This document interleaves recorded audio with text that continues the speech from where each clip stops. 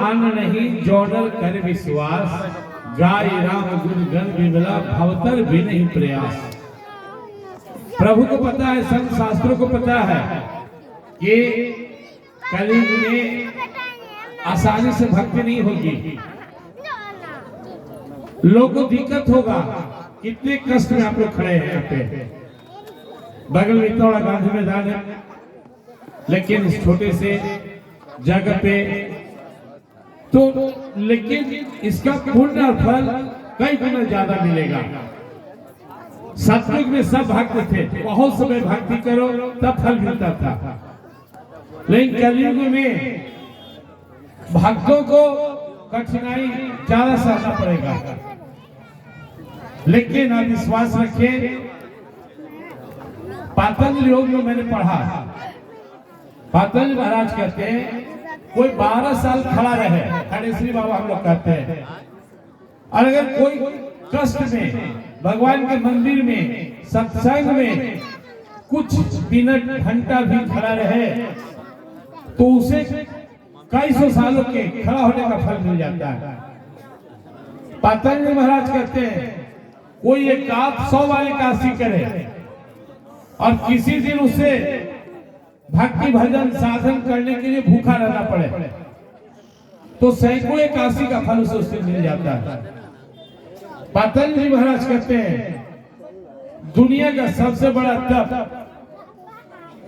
भगवान के नाम पर कष्ट सहना है। अच्छा ग्रंथ है पतंजलि, और गीता में भगवान श्री कृष्ण जी महाराज भी कहते हैं मत कर्म किन मत परमो मत भक्त असंग वर्जिता निर्वैर सर्वभूतेषु यश मामति पांडवा। केवल अपने आप को मेरे हवाले कर दो। आप जॉब करते हैं, जो बॉस कहता है भाई जाओ, अच्छा उसे आप सुनते हैं। एक महीना काम करते हैं किसी के यहाँ तो आपको वेतन देता है। तो जब हम हर काम भगवान के लिए करने लगेंगे तो क्या हमारा स्वामी में छोड़ेगा? अब भगवान का तो है ही, लेकिन खुद को भगवान से अलग किए हुए,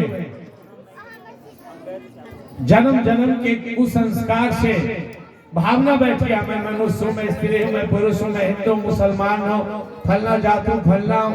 लेकिन वास्तव में भगवान के हैं, ईश्वर अंश जीव अविनाशी, चेतन अमर सहज सुख राशि। हम जन्म जन्म से भगवान के हैं और भगवान के ही रहेंगे। तो सत्संग साधन भजन गुरु ज्ञान सबका सार है। अपने आप को भगवान के हवाले कर दो। माम एकम शरणम प्रजा शरण कोई जीव मोहि जब ही जन्म कोटि अघनासि तभी। इसलिए हमारे आदरणीय व्यास जी महाराज कहते हैं दोनों हाथ उठा। हम लोग देखते हैं कि शादी विवाह के समय युवक युवती का एक हाथ पकड़ता है, एक हाथ देता है, ब्राह्मण एक हाथ देते हैं, लेकिन यह पूर्ण समर्पण है। दोनों हाथ भगवान को सौंप देना है। हे गोविंद राखो शरण अब तो जीवन हारा। और जैसे हम समर्पण करते हैं भगवान हमें स्वीकार कर लेते हैं।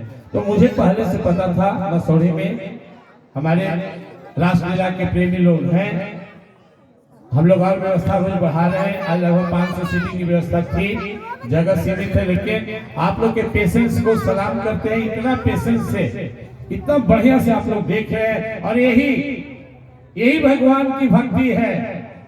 प्रतिकूल परिस्थिति में भगवान अर्जुन से कहते हैं योग कर्माणि संगम त्यक्त्वा धनंजय सिद्ध्या सिद्ध्यो समो भूत्वा समत्वम योग उच्यते। सिद्धि असिद्धि की बिना परवाह किए, सुख दुख के बिना परवाह किए, मान अपमान के बिना परवाह किए, लाभ हानि के बिना परवाह किए, जो टिका रहे भक्ति में लगा रहे, वो मेरा सबसे प्रिय भक्त है। इसलिए हम लोग जो बैठकर देख रहे हैं हमें भी आनंद अपूर्ण तो मिल ही रहा है, लेकिन जो लोग खड़े होकर कष्ट सहन कर देख रहे हैं वो कई गुना ज्यादा पुण्य कमा रहे हैं। तो आगे हम लोग लीला की ओर बढ़ेंगे। और एक चीज और मैं कहना चाहूंगा, आपका कार्यक्रम है, किन्हीं को कभी भी इच्छा हो, देखिए भी राम अनुग्रह बाबू आए थे ब्रजपुरा के, इनके यहाँ हर 3 साल पर लीला होती है, अपने आप को रोक नहीं सके, आए दर्शन किए।